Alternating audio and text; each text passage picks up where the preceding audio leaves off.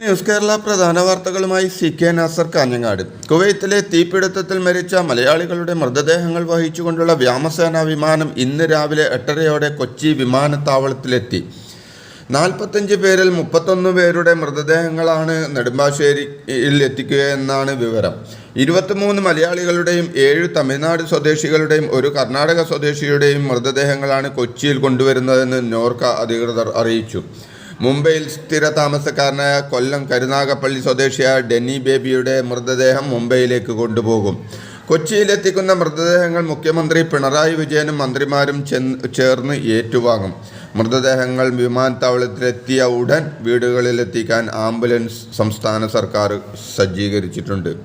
കുവൈത്തിലുണ്ടായ തീപിടുത്തത്തിൽ മരിച്ച മുഴുവൻ പേരെയും തിരിച്ചറിഞ്ഞതായി വിവരം. 49 പേരിൽ 46 പേർ ഇന്ത്യക്കാരാണ്. 3 പേർ ഫിലിപ്പീൻസിൽ നിന്നുള്ളവരാണ്.